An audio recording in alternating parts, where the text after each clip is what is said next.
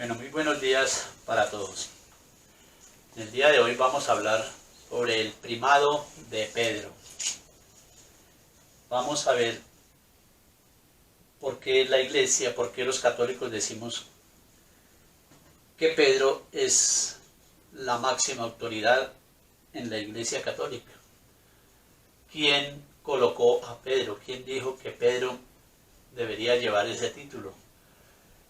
Nosotros lo hacemos porque está en las Sagradas Escrituras, porque Jesucristo le dio esa autoridad a Pedro.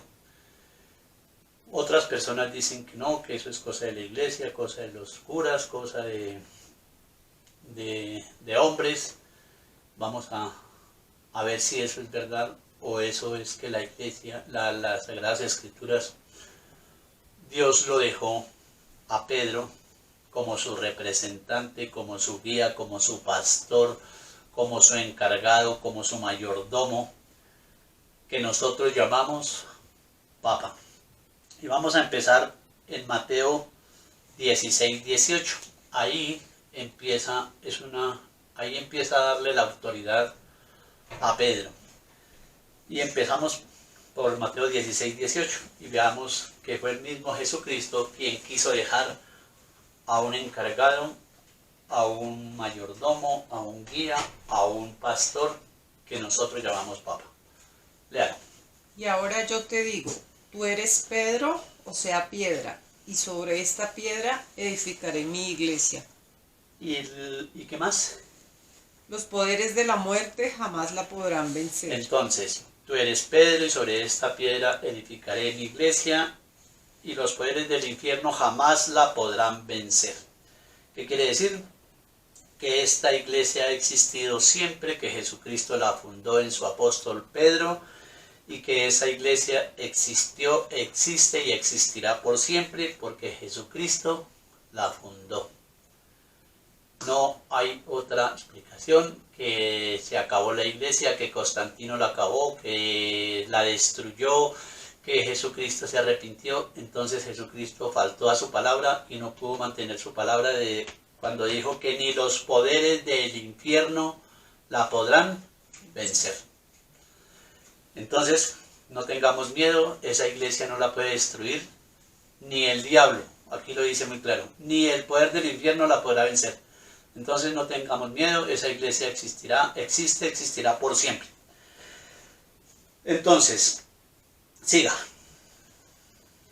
Yo te daré las llaves del reino de los cielos. Otra vez. Yo te daré las llaves del reino de los cielos. Yo te daré las llaves del reino de los cielos. ¿Qué significa que le haya dejado las llaves del reino de los cielos? Autoridad, confianza, pero también hay algo más. Si usted tiene las llaves, ¿qué puede hacer? Entrar. Si usted tiene las llaves, usted puede entrar. Entonces, Jesucristo le entregó esas llaves del reino de los cielos ¿a quién? A Pedro. Entonces, Pedro puede entrar, todos nosotros podemos entrar. Y vamos a poner un ejemplo de las llaves. Resulta que ustedes les dan sus vacaciones y preparan un viaje. Nos vamos para Cartagena, como dice la propaganda, nos vamos para Cartagena y vemos que esa gente va feliz y contenta en su carro, hicieron planes, prepararon gastos, hicieron maletas, van por todo lado, paran, comen una cosa, comen la otra, están felices, contentos y llegaron a la finca donde se van a quedar y empiezan. ¿Quién tiene las llaves? ¿Quién tiene las llaves? ¿Usted tiene las llaves? ¿Usted tiene las llaves? No. ¿Usted tiene las llaves? No. ¿Qué pasó? Que no pudieron entrar. Entonces, no pueden entrar. Si no tienen las llaves, no pueden entrar. Entonces, así algo parecido les pasa a los hermanitos separados. Van felices, van contentos, somos salvos, gloria al Señor. Vamos para el cielo y no pueden entrar. ¿Ustedes tienen las llaves?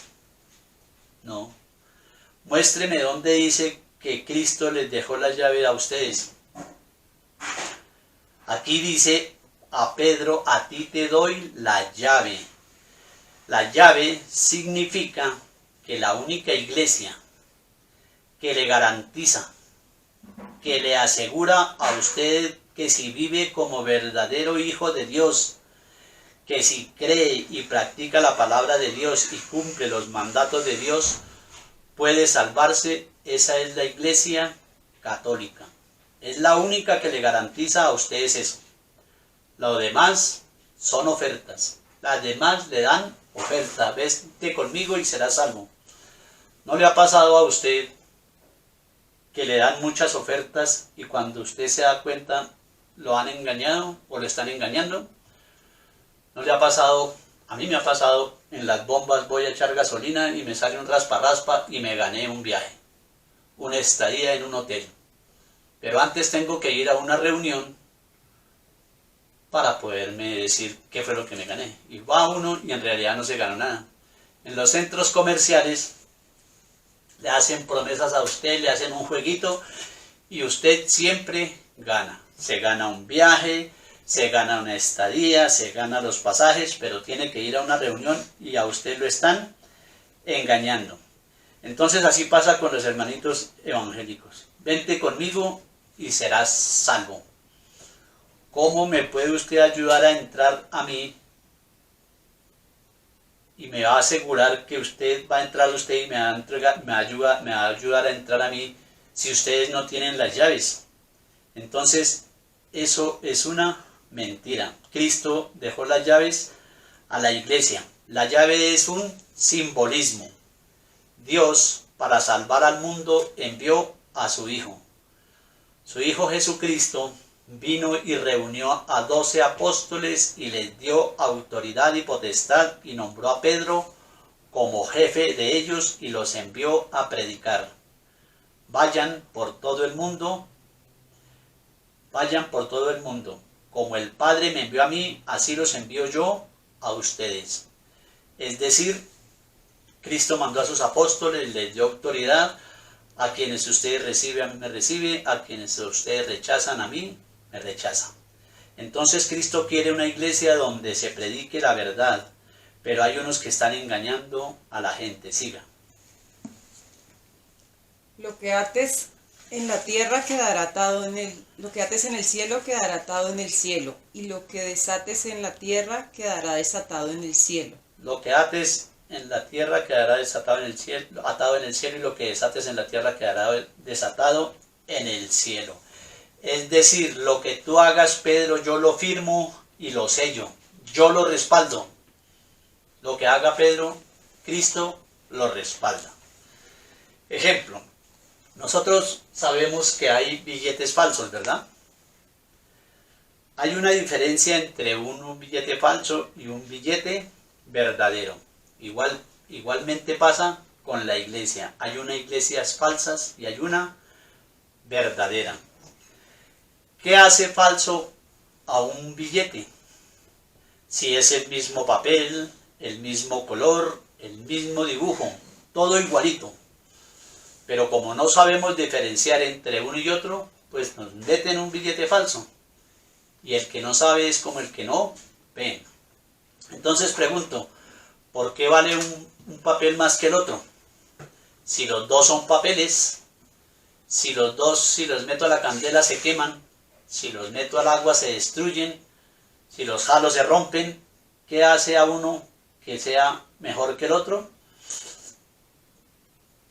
Que uno tiene el respaldo del banco y el otro no tiene el respaldo. Ustedes han escuchado que unas personas dicen, eso es igualito, eso es igual, allá la gente canta, aquí la gente canta, allá la gente ora, aquí la gente ora, allá la gente pide el Espíritu Santo, aquí pide el Espíritu Santo, allá se sanan, aquí se sanan, todo es igual, sí, todo es igualito. La diferencia es que esas sectas no tienen el respaldo del Banco Central. Esas sectas no tienen el respaldo de Cristo. Cristo le dijo a Pedro, lo que ates atado quedarás, lo que desates desatado quedarás. Es decir, cuente con mi respaldo. Yo lo respaldo. Y a pesar de que son igualíticos los billetes, el uno tiene el respaldo y el otro no tiene el respaldo. ¿Ustedes creen que la iglesia luterana, Martín Lutero, los va a salvar? No. Martín Lutero no es Dios. No los puede salvar. José Smith, para los mormones, ¿los va a salvar? No. Para los pentecostales, Carlos Caparán, ¿los va a salvar? No. Para los adventistas del séptimo día, Elena de White, ¿los va a salvar? No. No tienen el respaldo. Ellos son unos falsificadores, porque la iglesia de Cristo ya existe y tiene el respaldo de Cristo. Por tanto, nunca es igual tener 1.000.000 de billetes falsos que uno verdadero. ¿Se imaginan ustedes que les regalen 1.000.000 de billetes? ¿Cómo se sentiría usted? Feliz, contento, soy rico, tengo plata. El problema es que esos billetes son falsos. Ese es el único detalle. Entonces, ¿qué pasa con esa gente que dice, venga, vente conmigo y serás salvo, gloria al Señor? Y tienen mucha emoción, sí, tienen mucha emoción, mucha alegría. Espere que lleguen al banco. Espere que les lleguen a la hora de la muerte. Le van a decir, este billete es falso. Este billete no es verdadero, es un billete falso. Entonces la gente que va a decir, ay, es que yo no tengo la culpa, es que me engañaron. Yo como no sabía, me engañaron. Mala suerte, perdió. Ese es el problema de la gente que está metida en las sectas. Le aseguran el reino de los cielos, le aseguran la salvación, pero de mentiras, engañados, sin tener el respaldo de Cristo. Y ellos se consideran millonarios con billetes falsos y se burlan de los que no tienen esos billetes. Yo prefiero tener un billete de a peso verdadero y no tener 1.000.000 de billetes falsos. Y sé lo que tengo. Tengo un solo billete, pero verdadero, no 1.000.000 de billetes que son falsos. Sé que el que tengo tiene el respaldo del banco. Por eso nadie nunca puede decir que la iglesia católica es igual a la evangélica. Nunca, jamás. Nunca pueden ser esas dos iglesias iguales. La una es verdadera y la otra es falsa. Es como decir que es igual un billete falso a un billete verdadero. A sabiendas que son iguales. Se consideran la iglesia de Cristo al punto de engañar a los que no conocen de billetes, a los que no conocen a la iglesia y se los llevan con ellos. Y lo peor es que creen estar salvos cuando van por caminos errados. Ahora vamos a ver qué significa la llave que Cristo le dejó a Pedro, porque nosotros no tenemos ese concepto. Veamos qué significa la llave en el Antiguo Testamento. En el Antiguo Testamento, porque aquí nosotros no tenemos ese contexto, y aquí le damos la llave de la casa, del carro, de la empresa a una persona y sabemos que eso es confianza y nada más. Pero en el Antiguo Testamento, ¿qué significaba darle la llave a alguien? Pues vamos a ver, en el Antiguo Testamento existía el rey, la máxima autoridad, el máximo poder. Pero resulta que cuando el rey no estaba, había un mayordomo, había un jefe. Después del rey, cuando no estaba el rey, había un mayordomo que hacía las veces del rey y era un vicario encargado del rey. Era la mano derecha del rey.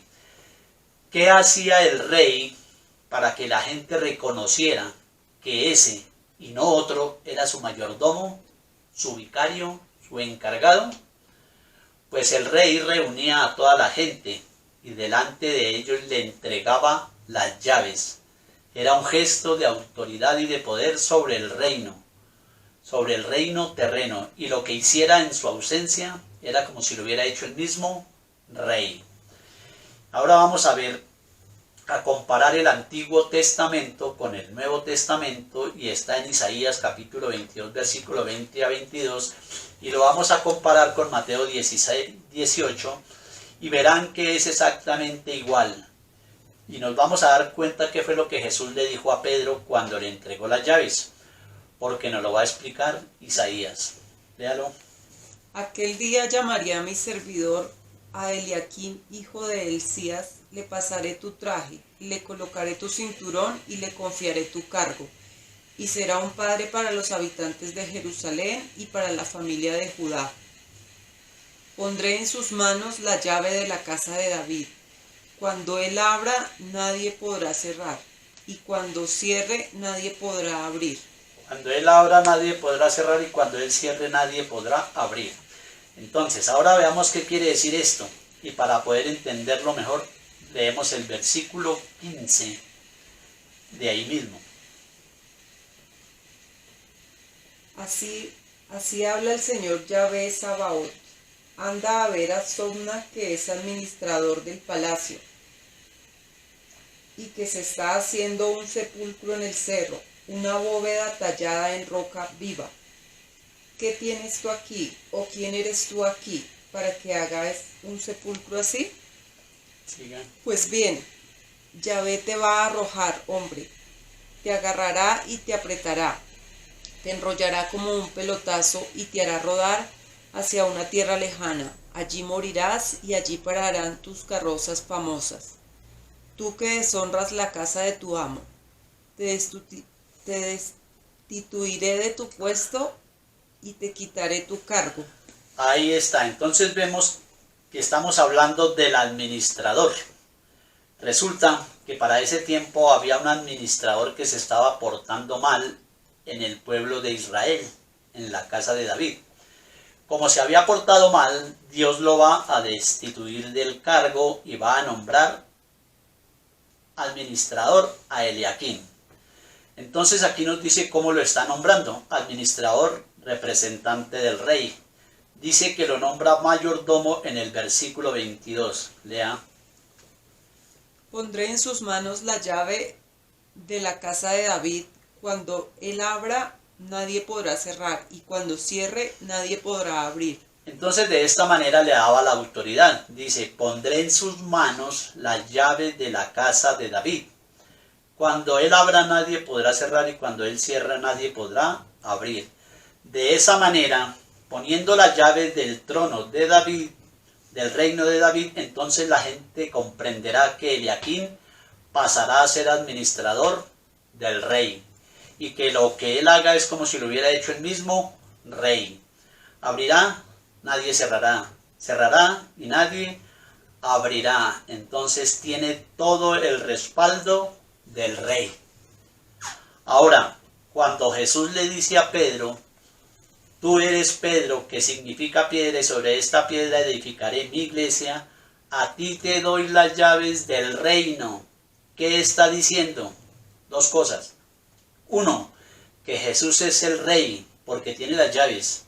Dos, que a Pedro lo nombra su administrador o mayordomo.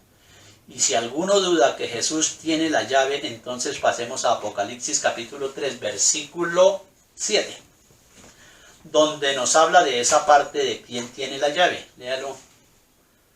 Escribe el ángel de la iglesia de Filadelfia. Así habla el santo, el verdadero, el que guarda la llave de David. Si él abre, nadie puede cerrar, y si cierra, nadie puede abrir. Uy, qué casualidad. Igualitico. Isaías igualitico a Isaías. Las mismas palabras. Entonces nos dice que Jesucristo es el Rey de Reyes. El reino de los cielos le pertenece a Jesús. Ahora a Pedro le está entregando las llaves. No las llaves del reino terreno, sino las llaves del reino de los cielos. Y por eso le dice, lo que ates atado quedará y lo que desates desatado quedará. Es decir, que para usted poder entrar al reino de los cielos, para ustedes poder ser súbditos del Rey de Reyes y Señor de Señores, usted debe estar en la iglesia que Cristo fundó con un mayordomo que se llama Vicario de Cristo. Ahora, en el Antiguo Testamento, cómo llamaban al mayordomo, al vicario, al jefe del pueblo. ¿Cómo lo llama el mismo Dios a través de su palabra? A ese mayordomo, y ese mayordomo recibió un nombre. ¿Cuál era? Léalo, Isaías 20:21. 22:20-21. A Eliaquín, hijo de Hilcías, le pasaré tu traje, le colocaré tu cinturón y le confiaré tu cargo, y será un padre para los habitantes de Jerusalén y para la familia de Judá. Y será un padre para los habitantes de Jerusalén y para la familia de Judá. Es decir, para todos los súbditos del reino de David, el mayordomo pasa a ser un padre. Y todo el pueblo lo tendrá que reconocer como un padre. Cuando Cristo le da a Pedro las llaves, lo nombra vicario, mayordomo del reino de los cielos, le está diciendo, según Isaías, que todo el pueblo lo tiene que llamar padre. Y por eso, padre o papá es lo que significa para nosotros los católicos papa, que significa padre, jefe, guía, mayordomo, lo que ustedes quieran ponerle. Y por eso desde aquí nos damos cuenta que ya Cristo fundó una iglesia sobre el primer papa, o que en el Antiguo Testamento era papá, jefe, vicario. A ustedes, a su papá, le tienen, su papá tiene autoridad sobre ustedes o no. Sí, entonces todo el reino tenía que verlo como un papá, es decir, tenían que ver que él tenía autoridad sobre todos los súbditos. Por eso cuando Jesús le da la llave, le está diciendo que tiene autoridad sobre todos los súbditos del reino de los cielos. Y si usted se considera súbdito del Rey de Reyes y del Señor de Señores, tiene que tener a Pedro como papá, como representante de Cristo, al punto que dice Cristo, lo que tú ates en la tierra, atado quedará en el cielo, y lo que desates en la tierra quedará desatado en el cielo. Ahora comienzan a entender por qué existe el Papa en la iglesia. Porque Cristo ha querido dejarlo como vicario, como mayordomo, como jefe y a la vez como autoridad para todo su pueblo, los que pertenecen al reino de los cielos. Los que no aceptan esta autoridad de Pedro significa que no están dispuestos a tener a Cristo como Rey de Reyes y no quieren pertenecer a ese reino. Bueno, esto lo hizo de esta manera, pero ahora veamos cuando Cristo lo nombra ya no de esta manera como figurada, ahora cuando lo nombra de hecho, ya no de hecho, no de una manera figurada como nos lo nombra aquí. Vamos a ver cuando lo nombra con sus propias palabras.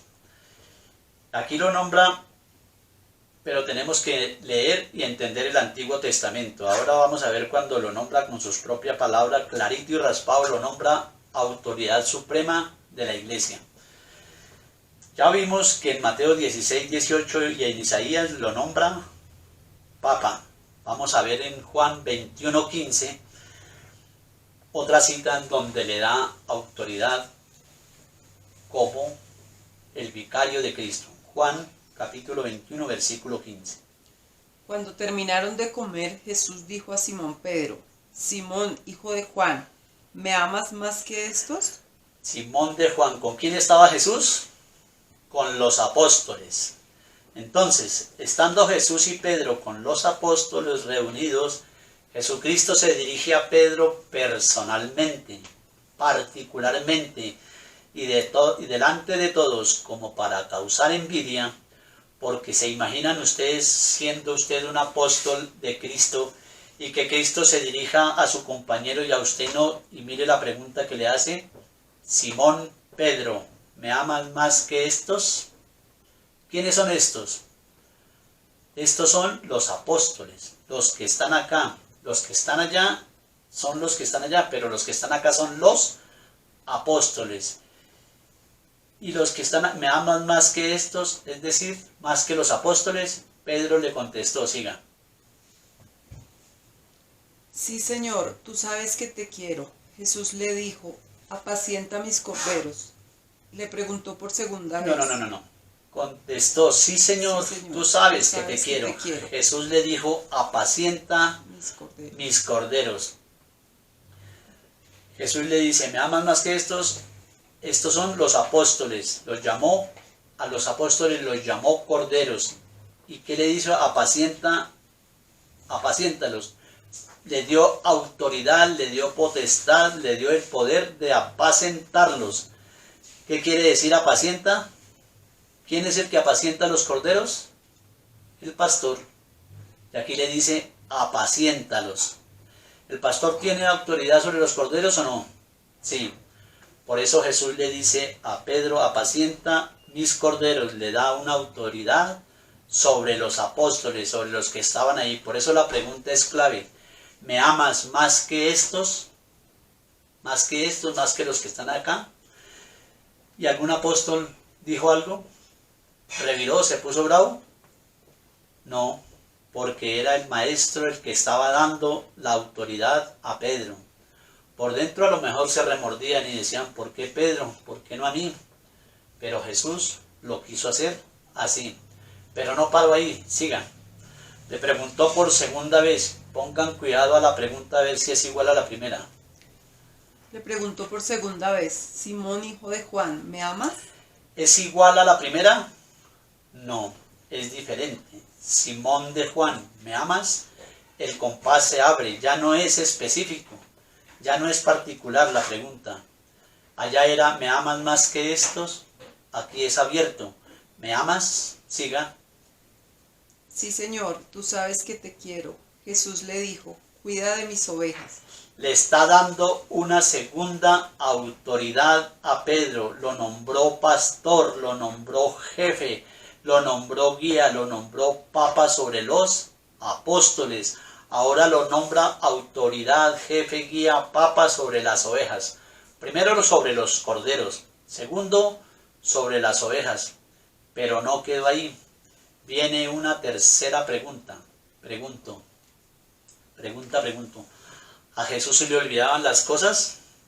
¿Se le olvidó que ya había preguntado una vez? ¿Se le olvidó que ya había preguntado por segunda vez? ¿Será que no le creyó? Siga. Insistió Jesús por tercera vez, Simón Pedro, hijo de Juan, ¿me quieres? Pedro se puso triste al ver que Jesús le preguntaba por tercera vez si lo quería y le contestó, Señor, tú lo sabes todo, tú sabes que te quiero. Entonces Jesús le dijo, Pedro no entiende lo que está pasando. Se puso triste al ver que Jesús le preguntaba por tercera vez y no entiende lo que pasa y dice, al Señor, ¿qué le está pasando? Aquellos se van a rebotar contra mí, ¿quién se los va a aguantar? Ya me ha preguntado por tercera vez y le dice, Señor, tú lo sabes todo, tú sabes que te quiero. Jesús le dijo, apacienta mis ovejas. Entonces le dio una triple autoridad, un triple poder. Autoridad sobre los corderos, autoridad sobre las ovejas y otra autoridad sobre toda la iglesia. Por eso decimos que el Papa tiene autoridad sobre los obispos, sobre los sacerdotes, sobre los diáconos, sobre los laicos y sobre toda la iglesia. Porque Dios le dio una triple autoridad, un triple poder. Lo nombró pastor, lo nombró guía, padre, papa o papá. Si a usted le cae pesadita la palabra papa, llámelo pastor, porque él es el verdadero pastor que Cristo dejó en la iglesia. Y no el que dice que en la iglesia no hay ninguna autoridad para él poderse nombrar pastor, que el Señor lo nombró pastor a través de una visión.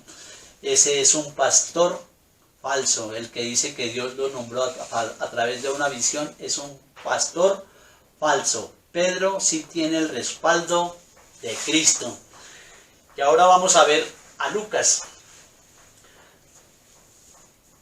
Mateo dice que Pedro es papa. Juan dice que Pedro es papa. Lucas dice que Pedro es papa. ¿Y por qué será que nos lo dicen los tres? ¿Será que los tres nos están mintiendo? Vamos a ver. En Lucas 22:31 nos viene a decir que Jesús nombró a Pedro jefe, pastor, guía de los apóstoles y de la iglesia. Y aquí porque nosotros decimos que el Papa es infalible y también decimos que la Biblia es palabra de Dios porque lo dijo el Papa. Los evangélicos creen que la Biblia es palabra de Dios porque lo dijo el Papa. Porque no lo podría decir cualquier persona, no lo podría decir un tonto por ahí. Que la Biblia era palabra de Dios tenía que ser alguien que fuera creíble, alguien que viniera de Dios, alguien que tuviera autoridad. Y esa autoridad, ese poder esa autoridad se la dio Cristo a Pedro. Entonces, siga. Simón, Lucas 22:31. Simón, Simón, mira que Satanás ha pedido permiso para sacudirlos a ustedes como trigo que se limpia. Pero yo he rogado por ti para que tu fe no se venga abajo. Y tú cuando hayas vuelto tendrás que fortalecer a tus hermanos. Ahí. Entonces dice Simón, Simón, mira que Satanás ha pedido permiso para sacudirlos a ustedes como trigo que se limpia.